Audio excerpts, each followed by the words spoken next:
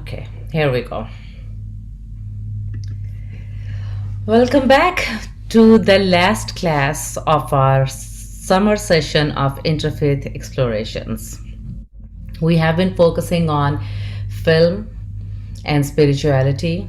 As I always say, that both religion and film has been a big part of our pop culture, our main culture, our modern culture, and they are reflective of our hopes, dreams, and values. So you have Dr. J. McDaniel and Sophia Said with you. Our classes are sponsored by the Interfaith Center of Arkansas and co-sponsored by Process and Faith and Spirituality and Practice. So today we have two new movies for you, and they are Yesterday and Meet with the Mountains, if I am correct. East of the mountains. East of the Mountains. I saw it last night and I forgot the name. So we will start with East of the Mountains. Jay, is that okay? That's great. And then we'll go to Yesterday. So this movie, East of the Mountains, is about an old man, a very old man who lives alone with his faithful dog, Rex, and he is mourning the recent passing away of his wife or love of his life. And he's also recently diagnosed with terminal cancer, so he's trying to find ways to cope and deal with all of that. But the movie, as I saw it last night, is about deep compassion and how we deal with our relationships coming from a place of compassion. So, what I'm going to do is I'm going to show the trailer as Louis used to do, and then we'll pass the mic to Jay. So, here we are.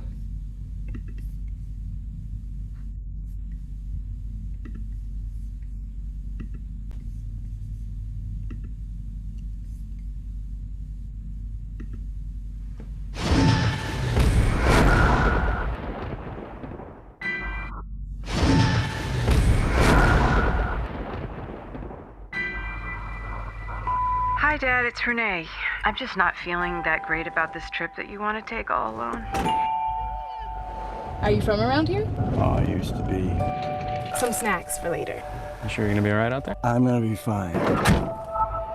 I'm just concerned about your health. I'm not sure my health is your business.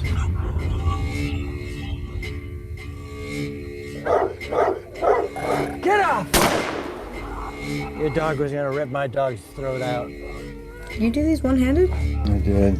You a doctor or something? I was. I got a year if I don't take treatment. You don't know what's gonna happen. But I do. Bed sores, bone fractures, dehydration, the sensation of being strangled at the end, and a final drip of morphine. That's what's gonna happen.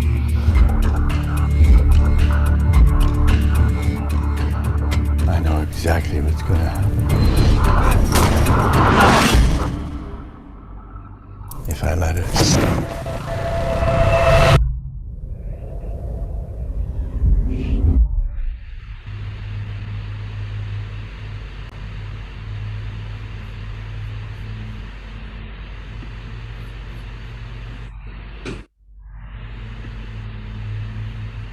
Okay, Jay, I think I would like to Right. take over from here. Well, I chose both films today, and one of the films yesterday I had seen, but the other one I had not.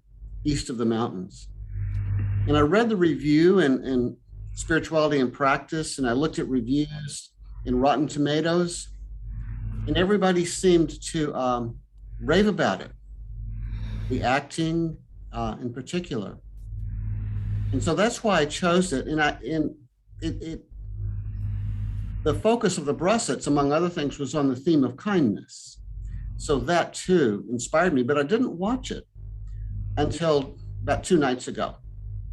And I watched it with my wife, Kathy. And after we saw it, she turned to me and she said, "You chose that?" And she said it because it was so deep, and for me, heavy. And I wanted us to be kind of uplifted this last session, but there I was, having chosen a movie that pulled me down a bit until the end. So first, let me say, how many of you have seen it? Just let me know. Okay. So I'd love to know what you think about it. And I know Sophia's seen it too. I want to know what she thinks also. But I'll share some thoughts and then we can just talk. There were 4 themes in the movie that touched me. One of them, and I'll link them all to the spiritual alphabet. One is the theme of transformation. And the Brussets picked that up. T is for transformation. And I've been curious myself about the role of transformation in light of pain and loss. So here was a man in pain from the cancer, and here was a man suffering a loss, the loss of his love, and considered suicide several times in the movie,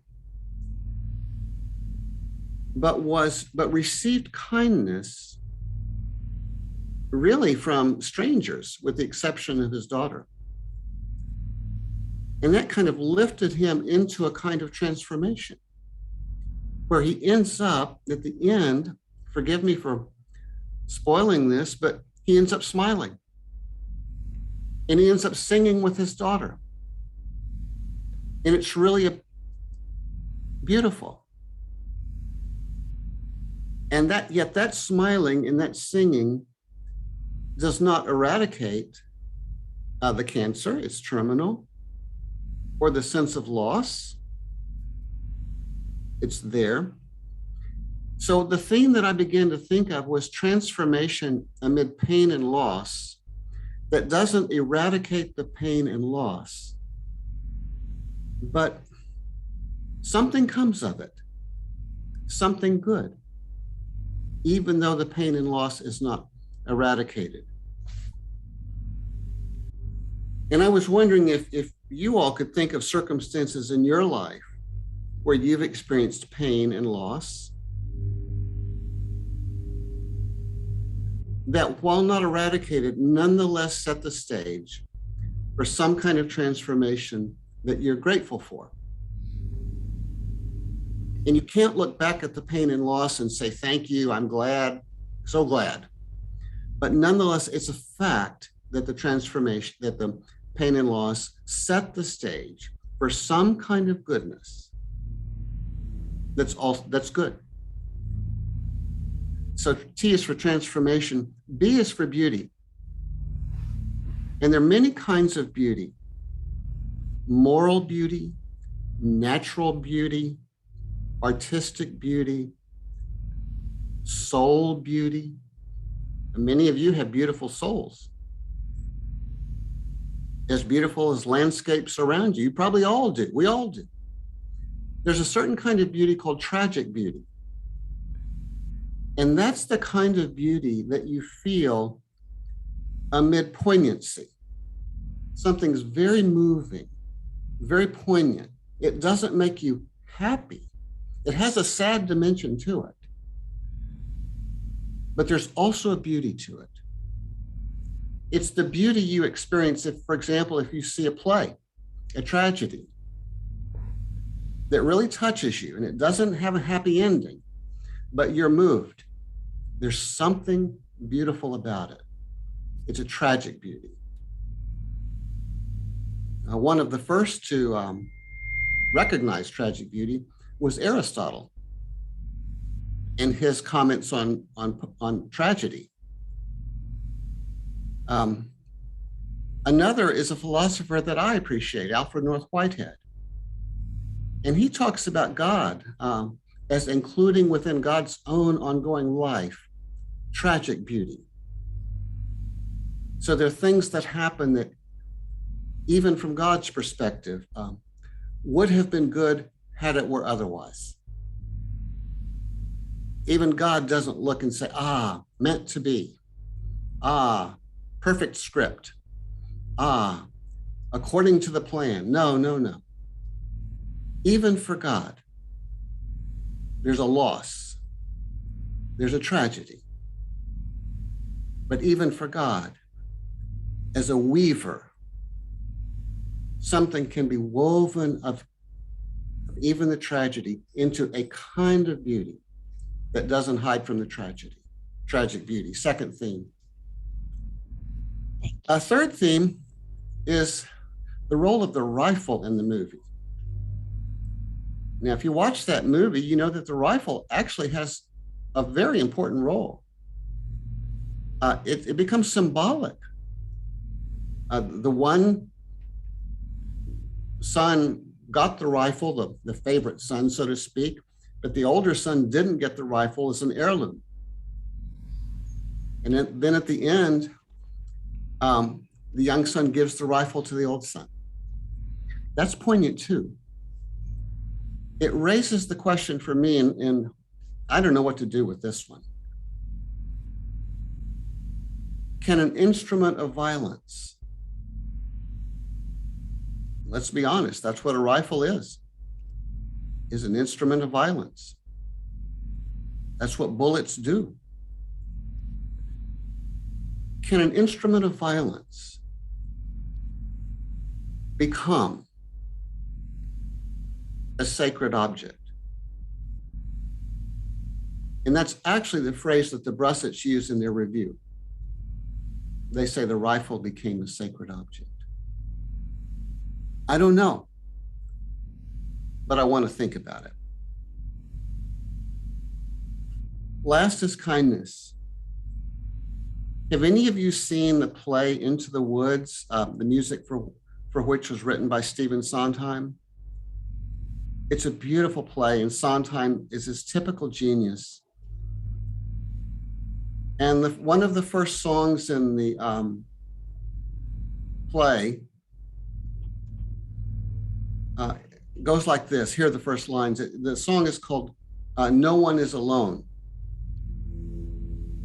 And the first lines are, it's sung to a young girl. Your mother's died, so no one here to guide you. Now you're on your own. Only me beside you. Still, you're not alone. No one is alone, truly. No one is alone. And then the next verse goes, sometimes people leave you halfway through the woods, but no one is alone. No one is alone. And that's what the doctor learned from the veterinarian and the young couple and his daughter, who was so persistent in sticking with him. Yes, he had lost something halfway through the woods, but he was not alone. And their kindness, in a way, saved him. So, transformation, tragic beauty, objects of violence as instruments of good, and the saving power of kindness from strangers. Those are the themes that touched me. How about for you? What came to your mind? And I'll turn it into a question if I need to, but also please feel free just to say, yes, this is what I make of that theme, or add one of your own if you saw it.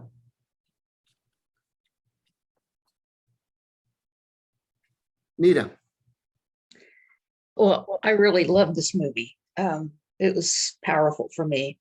And I guess some of I resonate with all the things that you said. One of the things that stands out to me is the preciousness of choice. He wanted to live and die as he chose. Mm. And I think in our society, we don't always honor that, especially for the elderly, very well. And so I think choice and honoring choice came up is important to me. Also, the idea of tragic beauty, I just think it's so important to learn how to hold sorrow and joy in our hearts at the same time. Yeah. And I write a lot about that because Mhm. I have had a lot of experiences in my life about that. So I think that is one of the powerful things of the movie, is that the holding of sorrow and joy at the same time that's possible. They're not incompatible. And as far as the rifle thing goes, I'm still, as we all are, reeling from Uvalde and all the other mass murders in our country right now. I don't see the violence of the rifle being turned into something good, particularly. What I see is it's saying is that what's precious is memory, connection, and heritage. And maybe it's a symbol of that for these two guys. But I don't think it's really celebrating the rifle itself, but more heritage, memory, connection, and never letting that go completely by the wayside. Mm. Treasuring it, keeping it alive and well, because it's so easy, especially when there's conflict, as there had been with these two brothers. It's easy to let that have less importance in your life. And I think they reclaimed it, with a deeper kind of love that overcame some of the conflict. And I love the saving power of kindness in this movie. It is powerful. And I think sometimes if we are aware and awake, we can see unsuspecting moments of beauty all around us, not only in people, but in all things. So those are the things I love about the movie. Oh, Nita, thank you so much. And that gives us so much to think about. Just a quick follow-up to you, and then let's see what others need to say and want to say on the memory and how the brothers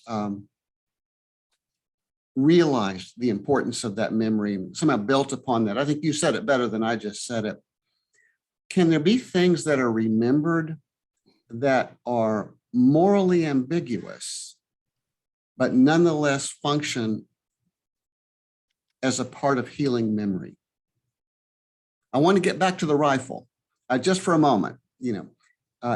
It is an instrument of violence, and so it has a kind of moral ambiguity to it. And yet the memory of it, the gift from the Father, functioned as a source of reconciliation. Is that another kind of tragic beauty, or how would you think about that? I think you're spot on with that. I think it is a form of tragic beauty, and it's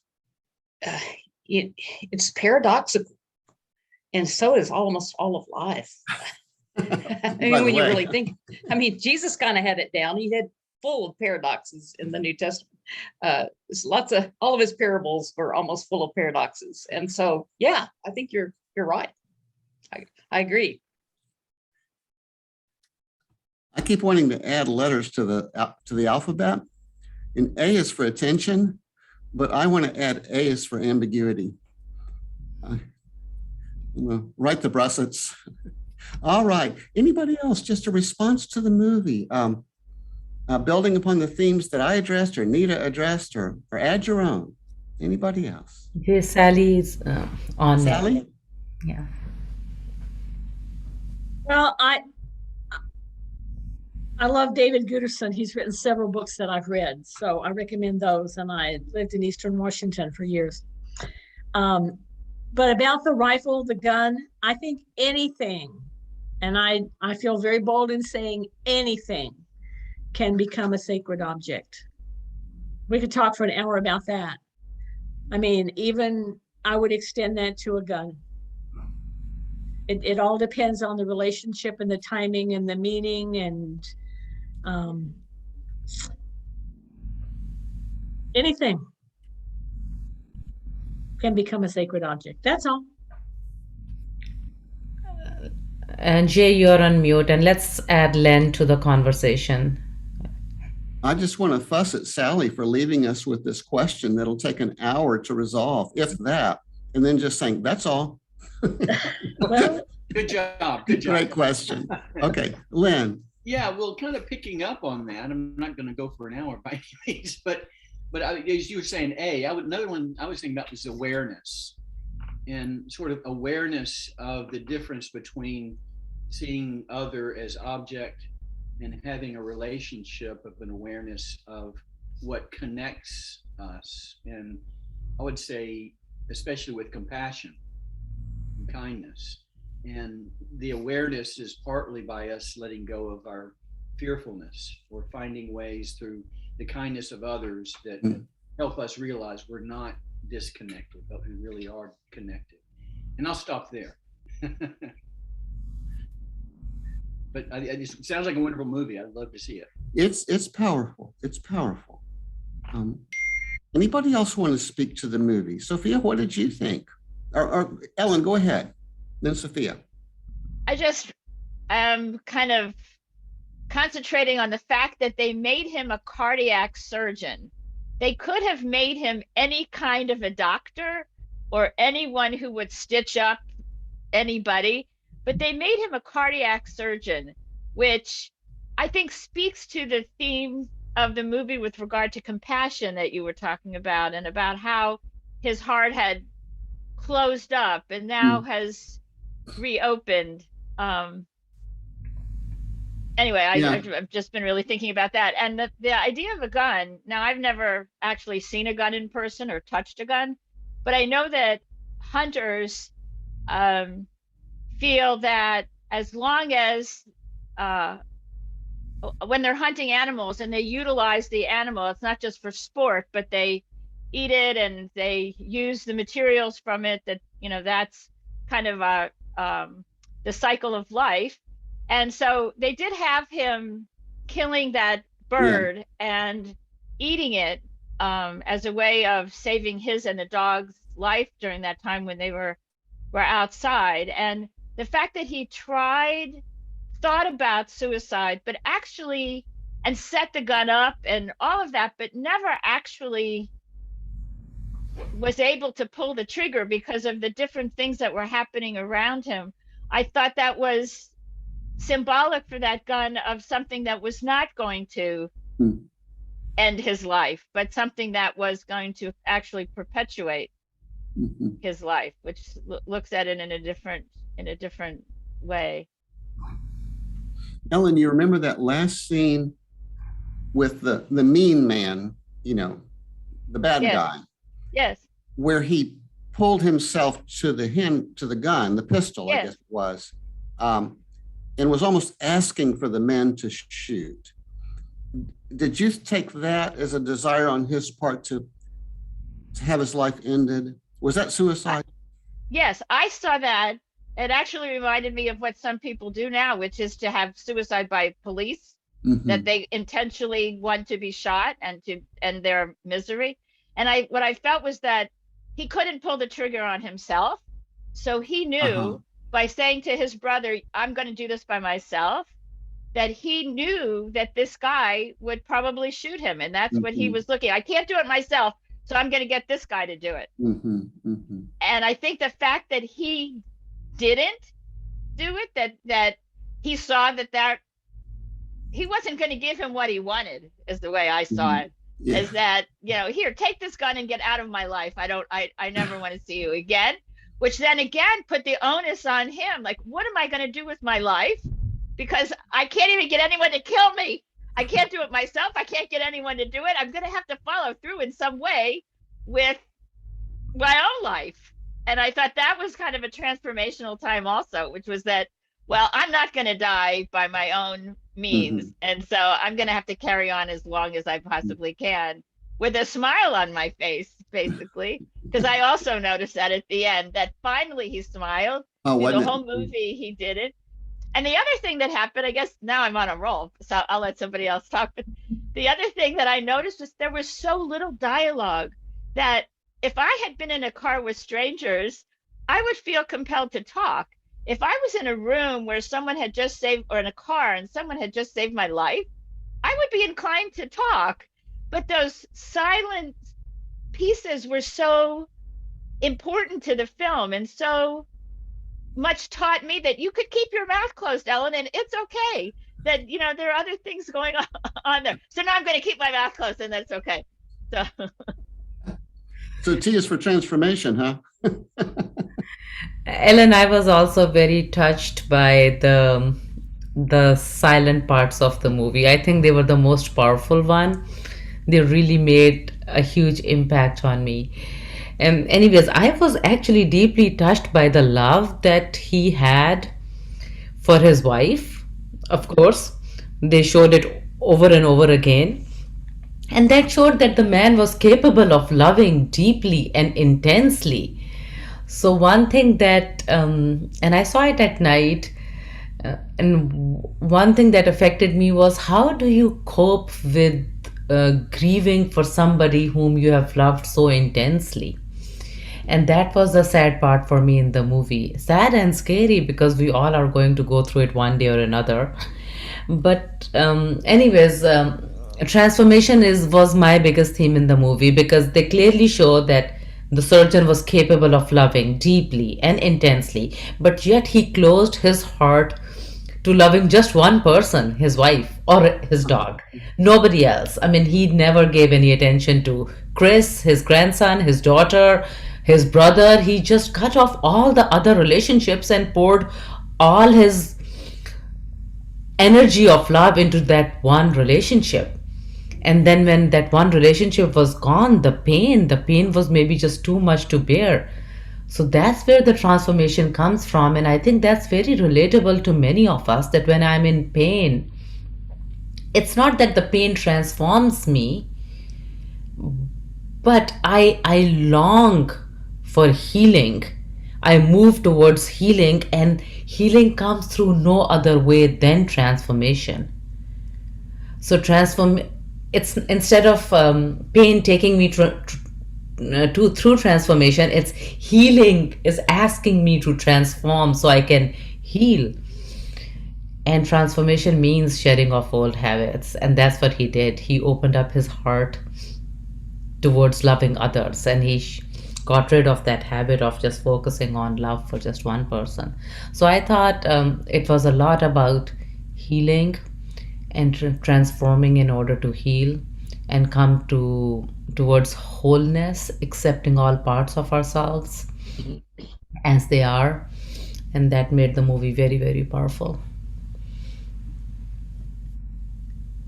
Sophia, do you think that healing, let's distinguish between being healed and being cured in our own mind. So you can be sick and not be curable, and yet you can nonetheless find a kind of healing. So if we separate healing from curing just for a moment, do you think that healing can ever come about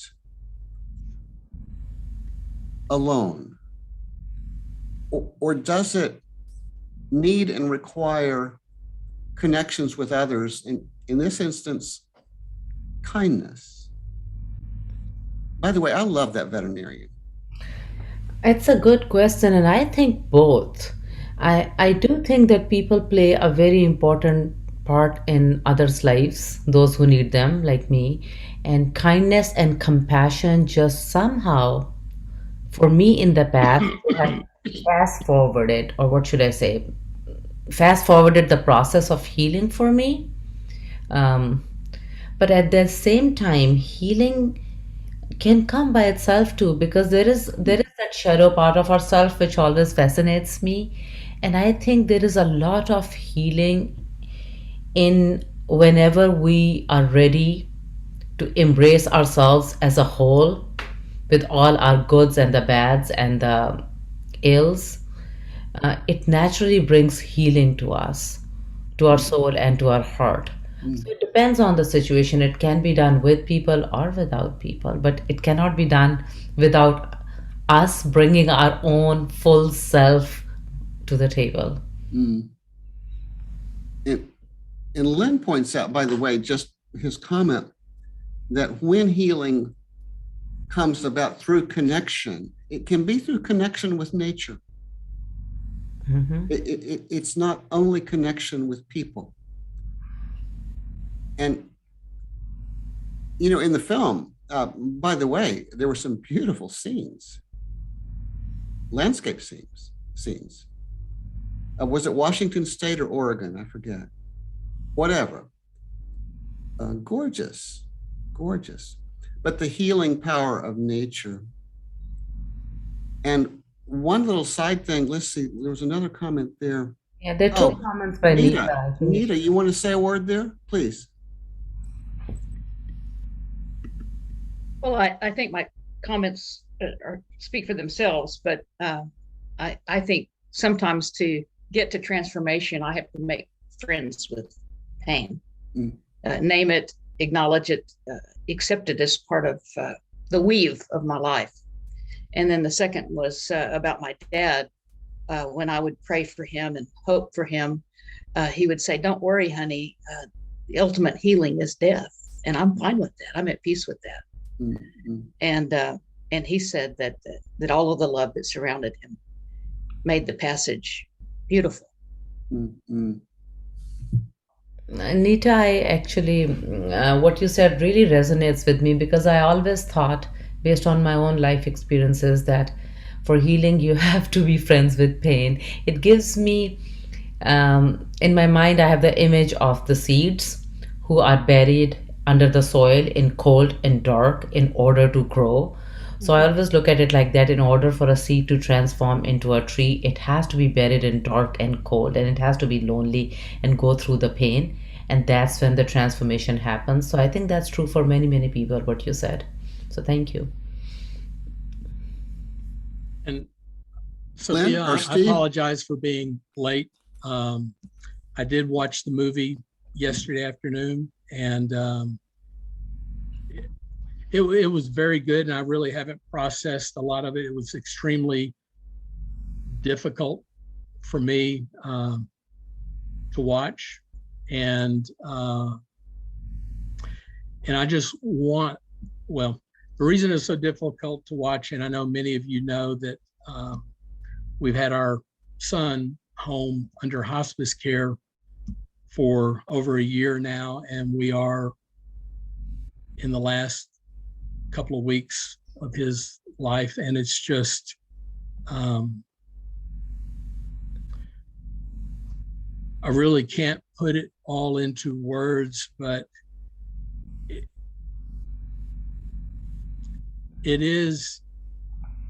there is healing, and there is fulfillment, and there is, at times, I am overwhelmed with gratitude, and it absolutely makes no sense. And it's all a part. All of it is a part. And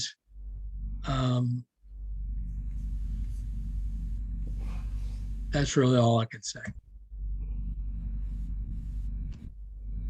With Steve, first of all, here's a prayer from all of us for you and your son and your family in this situation.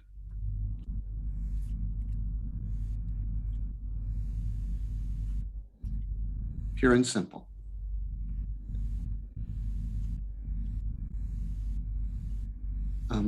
When my father died, I've been with both of my parents at their death. And when my father died, he was in critical care. And I was with him, and he was a physical man. And so he even had to have the straps to his arms. So he's struggling. And I realized there was nothing I could do, but I could be with him. And I would not leave that room. And I was breathing with him. That was all I could do. But in a certain moment, when I had an experience of something really wide, a wideness, W-I-D-E-N-E-S-S. that includes us all, no matter what the circumstances. And it's more than us. And I've carried that memory with me to this day. So my name for that wideness is God. Other people can have other names, but that's the wideness, I think, for me, that really helped. But most of all, here's our prayer for you and your son.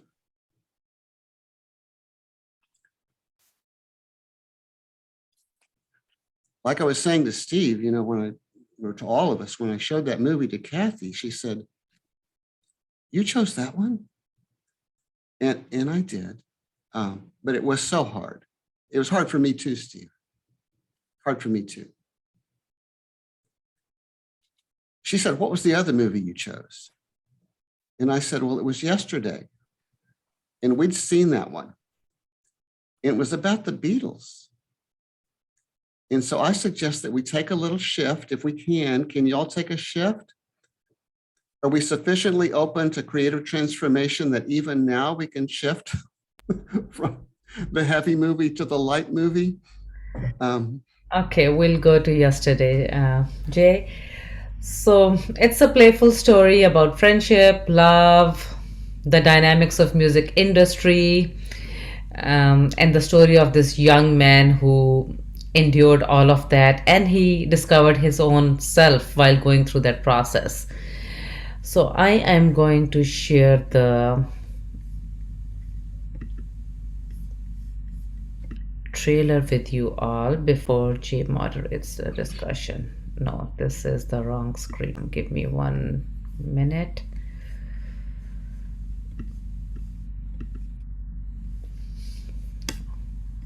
Okay,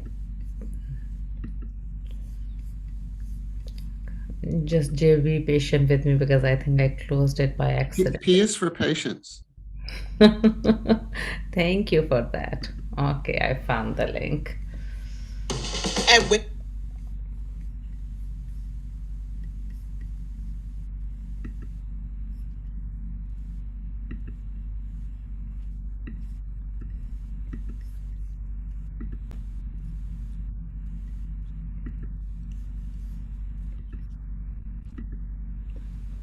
Okay, here we are. No, I'm sorry. Give me 1 more minute. Jay, can you hear me? Yeah. Uh-huh. Then I think we are on.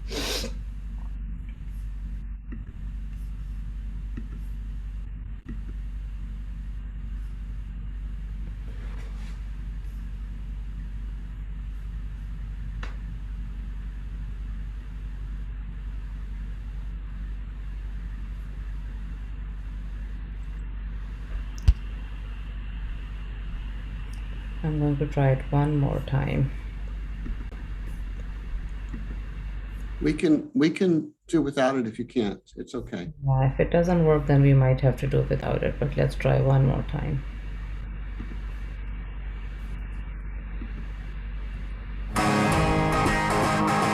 Okay, here we go.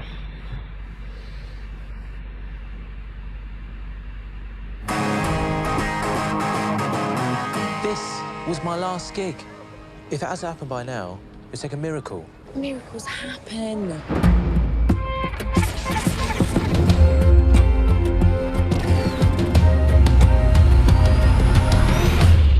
What happened?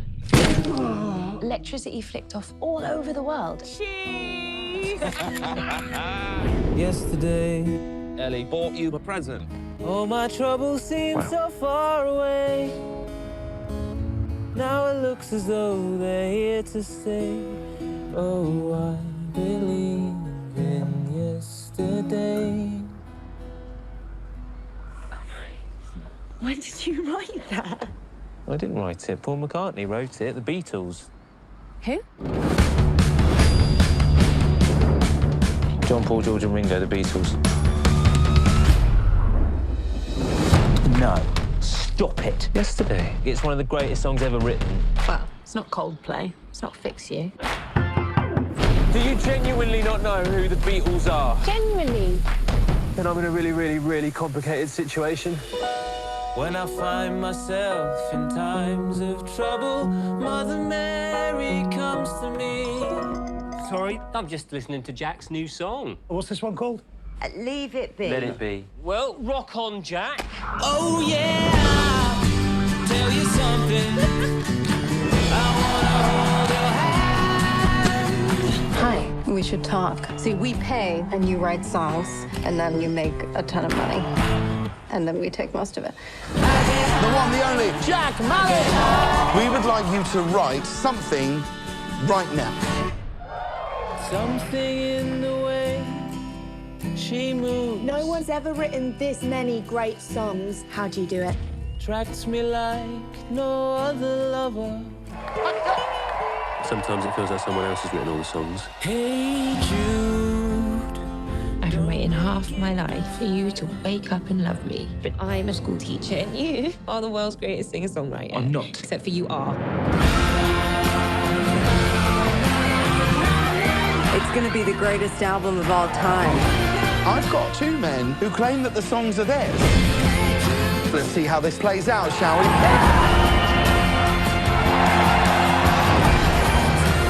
There's something you should know. Please make some noise for Mr. Jack Mallet!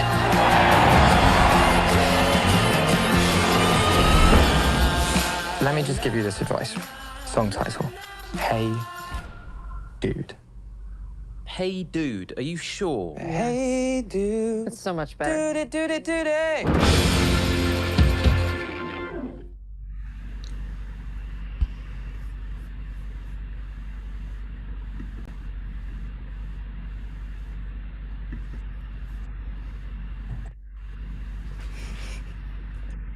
I have absolutely no idea what to do with that movie for us at this moment. I chose the movie because I really love the Beatles. And I love their music. My favorite song is Hey Dude. Or is that it? Hey Dude? No. Oh, it's Hey Jude? Oh, whatever. One or the other. So it got me thinking about a lot of things. But one thing I like about the spiritual alphabet of the Brussets, have I ever mentioned that to you before? You know, B is for beauty, and C is for connection, and K is for kindness, and Z is for zest for life. At least that's how I understand it. And J is for joy. And it seems to me for a certain generation, when the Beatles came on board, the Beatles offered opportunities for zest and joy. Not just that, but that. And we humans need those things. As Jesus said, humans cannot live by tragic beauty alone. Now, only the Christians will understand that joke, and that's okay. But Jesus allegedly said, humans cannot live by bread alone.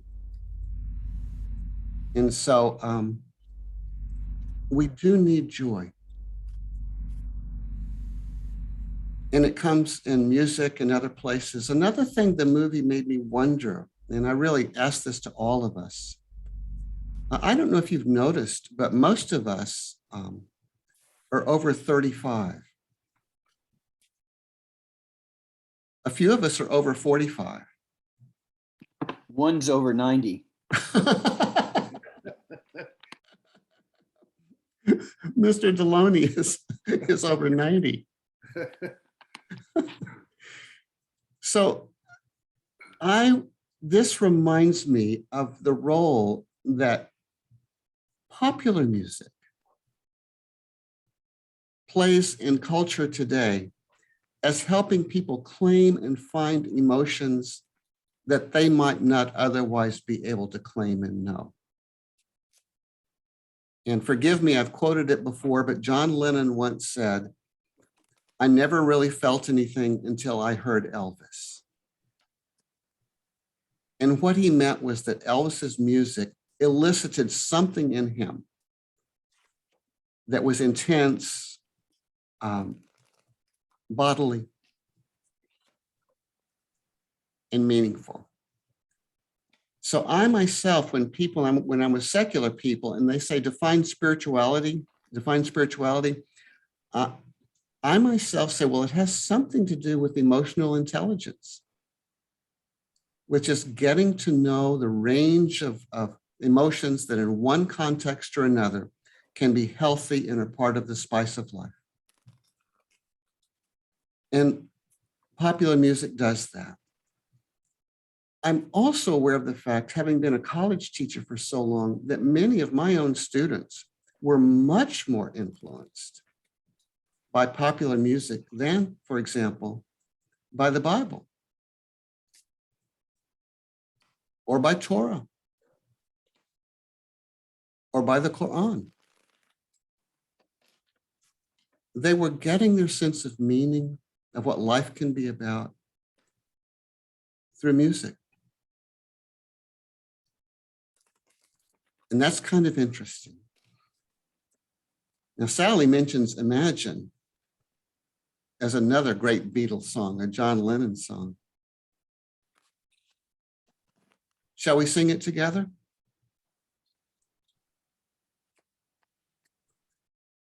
Lynn is nodding his head no. It doesn't work on Zoom. No. I just want to hear it. We're not synced. All right, all right. Well, So if you have your guitar right behind you or right with you, Jay, why not? Oh, I don't know. I don't know. I can kind of, let's see. All right, grab that guitar, Jay. What's What is he gonna play? Mama bass? And we need that song very much in these times. Imagine there's no heaven. And what's the next line? I wonder if you can.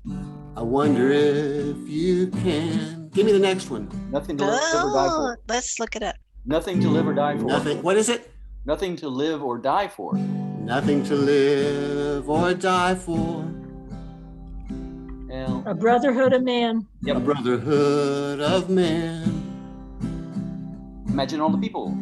Imagine all the people living in the world. Living for the day. You may say I'm a dreamer, but I'm not the only one. Someday I hope you'll join us, and the world will live as one. Sophia, what are the next lyrics? I'm not going to sing, but They're in the chat. Somebody put them all up in the chat. Imagine no possessions. I wonder if you can. Nothing to live or die for. A brotherhood of men. No need for greed or hunger. Imagine all the people sharing all the world. You may say, I'm a dreamer, but I'm not the only one. Someday I hope you'll join us, and the world will live as one. Yeah.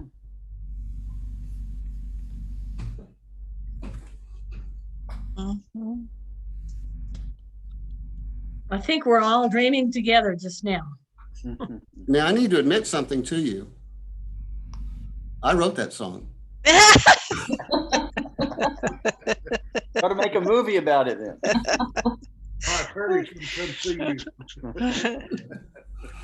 So those are my thoughts. Anybody want to say anything about popular music or the Beatles and the role they play in human life today? Anything's fine. Anybody have any comments or thoughts? Dad's a big Beethoven fan. I wrote those too, Mr. DeLune. I enjoy them. Huh? Enjoy all nine of Beethoven's symphonies. Yeah. I try to play games with myself when I'm at night, and I wake up and I turn the radio on for an hour, and then start playing something. I'm trying to remember whether it's 1, 2, 3, 4, 5, and I make about a 1% correct. You're better than that. You do better than that. I will hit them every now and then. As to whether it's the third or the fifth. I know the fifth, da da da da. You know. Oh yeah. One of the things I like to say about the music, though, it's interesting in our time. There are a couple of things. I mean, Beethoven and the Beatles, in so many ways that it's kind of embodied this fullness, maybe even of connection. Yeah. But some of the music is maybe appropriately about brokenness, but in a way that sometimes people start following that as a way of life rather than calling them to something more compassionate. And then also, of course, the money part of music, it changes that a lot too. He ends with the ode to joy. That's right. Beethoven's Ninth. You know, among the world's religions, music plays a prominent role. Sound plays a prominent role. But I think that Islam is among the most auditory of religious paths. And I'll never forget when I was talking with a Muslim from Saudi Arabia, actually. And I was kind of trying to understand the Quran. And he said to me, you need to understand, it's not just in the meaning of the words, it's in the sweetness of the sound. And I never forgot that, the sweetness of the sound. So sound can have a sacred quality quite apart from words. Melodies, rhythms, harmonies. And the Beatles were really good at harmonies.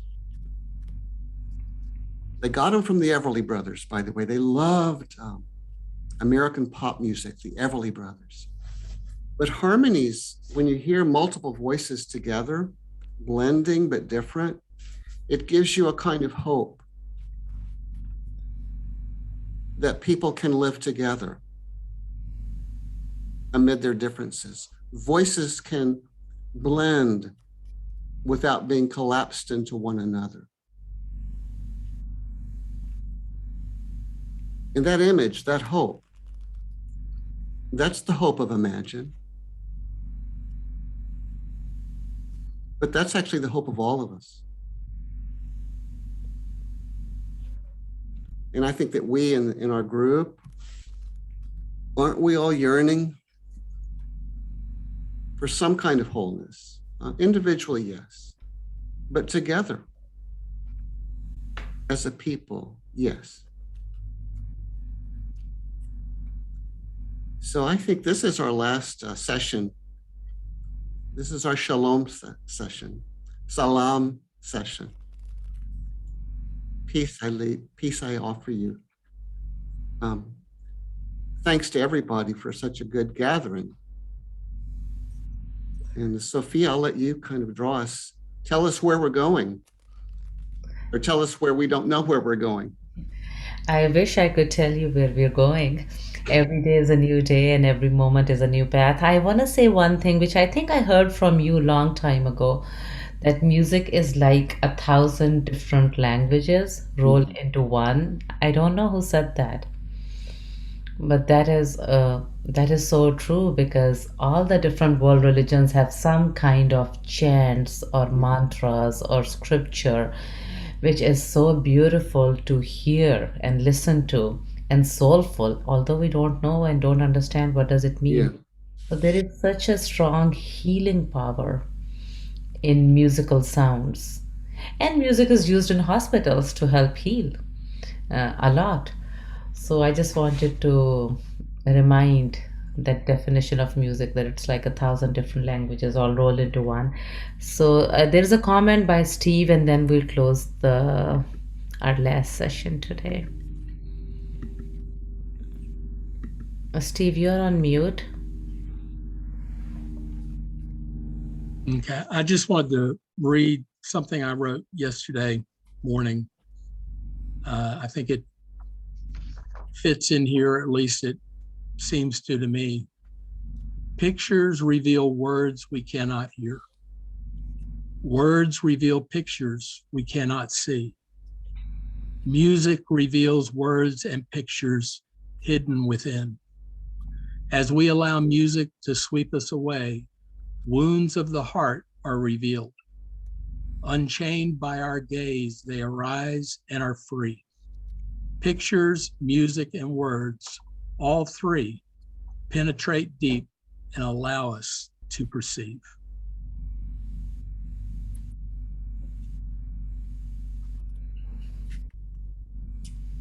That was beautiful, Steve. Thank you so much. I wanted to just let you all know that today is our last class of summer session.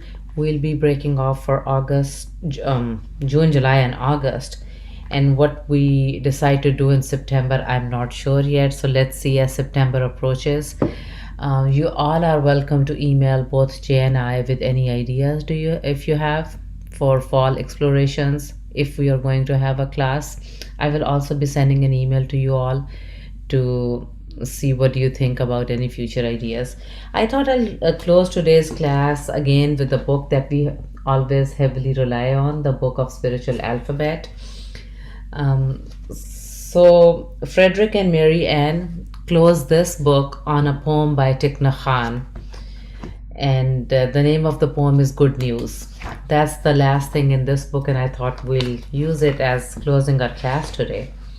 So it's a poem by Thich Nhat Hanh and called The Good News. And this is how it goes.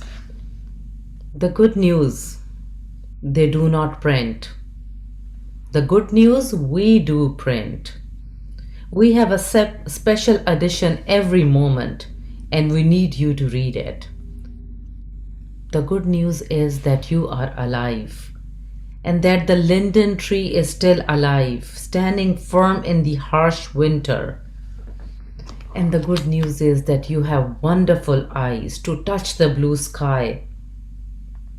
The good news is that your child is there before you, and your arms are still available, and hugging is possible. They only print what is wrong. Look at each of our special editions. We always offer the things that are not wrong, and we want you to benefit from them and help protect them. The dandelion is still here by the sidewalk, smiling its wondrous smile, singing the song of eternity. Listen, the good news is still on. You have ears that can hear it. Bow your head. Listen to it. Leave behind the world of sorrow and preoccupation and get free. The latest good news is still here. The good news is that you can do it. By Thich Nhat Hanh. Salam, peace, and shalom to all of you.